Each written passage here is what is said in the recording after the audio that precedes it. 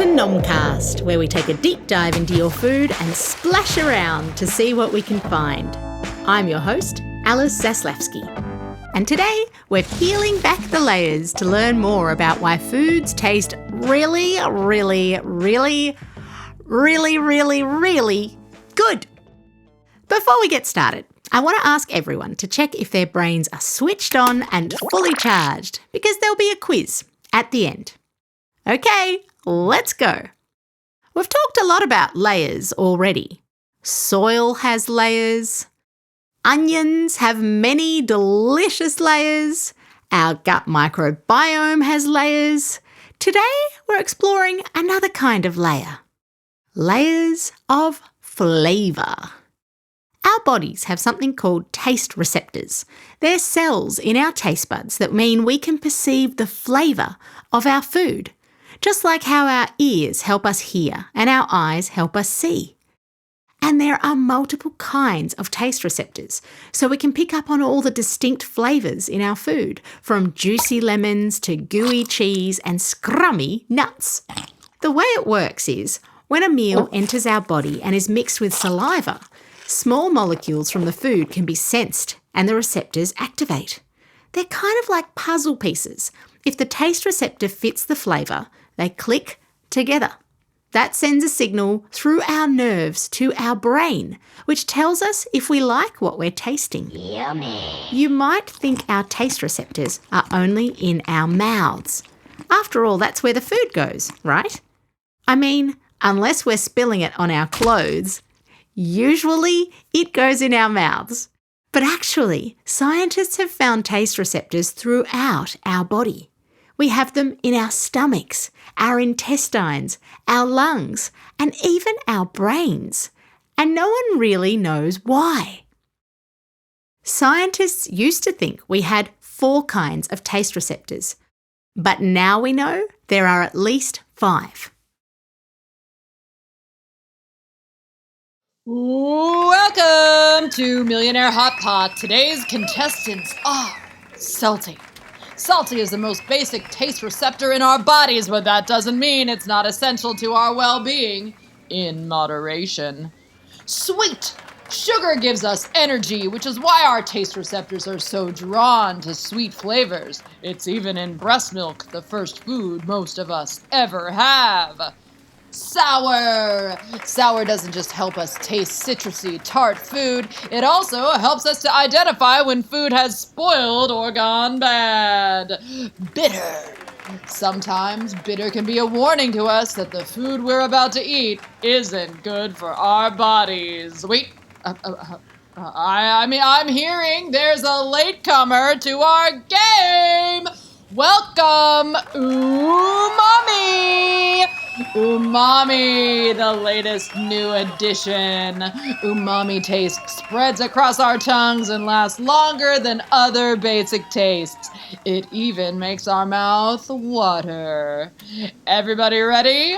Let's play! That's right. We've got a 5th taste receptor, and it might even be the best one. It's called umami. It comes from a Japanese word that means pleasant, savoury taste, and it's so unique that we don't even have a word for it in English. It was coined in 1908 by a Japanese chemist called Kikune Ikeda, the man who discovered it. If you want to get technical, we taste umami through receptors that typically respond to glutamates and nucleotides, which are often found in something we talked about last time, fermented foods. Remember? They're foods that have used microorganisms to convert carbohydrates into acids, giving them sour, fizzy, sparkly, tangy flavours. Umami can be tricky to describe. It's complex, deep, and rich. We can find it naturally in foods like mushrooms, onions, fish, soy sauce, meat, tomatoes, and cheese. But we can also add umami to the meals we cook. That's called layering. You know how cuisines from different countries have a distinctive flavour?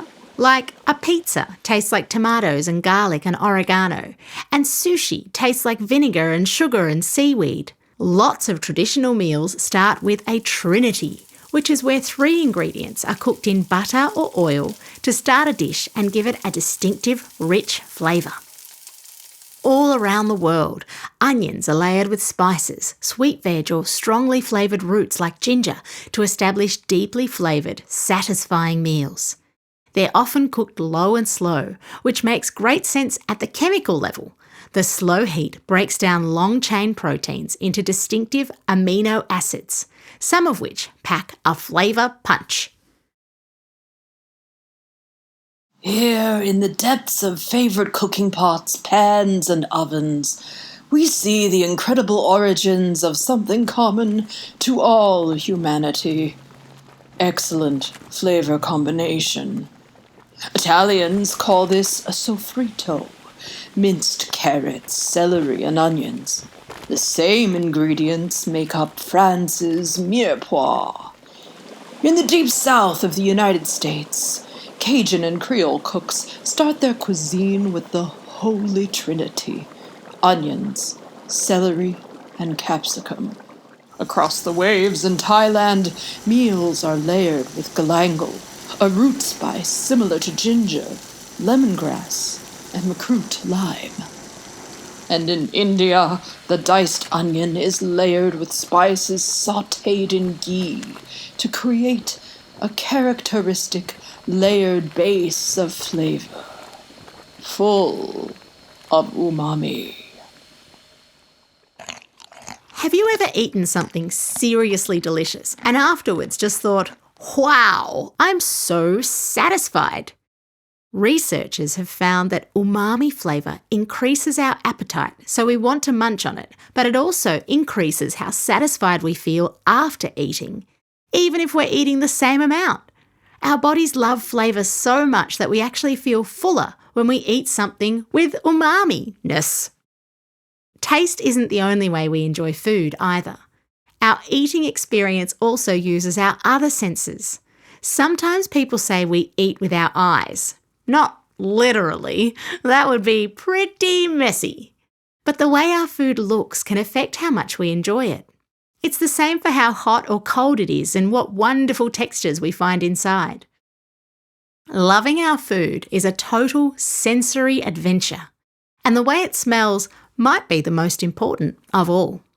Did you know that this is actually why things don't taste the same on planes? A professor at Oxford University says our food and drinks really do taste different when we're in the air. The dry cabin and lower air pressure affects our sense of smell, and that reduces our sensitivity to sweet and salty foods by about 30%.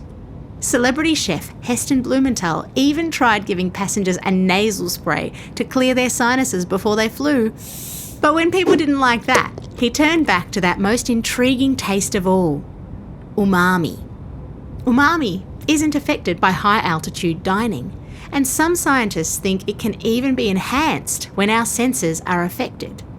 Now, some airlines shape their whole menu around umami-rich ingredients like spinach and shellfish. What we know about taste has changed a lot in the past century.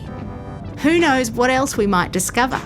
Maybe there are other amazing flavour discoveries waiting for us in the future. And I can't wait. All right, quiz time. Question 1. How many senses do we have? Question 2. What country discovered umami? Question 3. What do lots of traditional meals start with? Question 4. Why is the bitter taste receptor so helpful? Question 5. What are some foods that have an umami flavour? Question 6. True or false? Being on a plane can make food taste different. Ready for some answers? I am. Answer 1. We have 5 senses. Answer 2. Umami was discovered in Japan. A trinity is what lots of traditional meals start with. Bitter taste receptors are helpful because they warn us about foods that aren't good for us. Answer 5. Some foods that have an umami flavour include tomatoes, meat, fish, shellfish, spinach, cheese, onions and mushrooms. Answer 6. True! Being on a plane can make food taste different. This podcast was brought to you by Hort Innovation, using the Onion Research and Development Levy and funds from the Australian Government. For more information, check out horticulture.com.au. For more information on Phenomenom, check out phenomenom.com.au.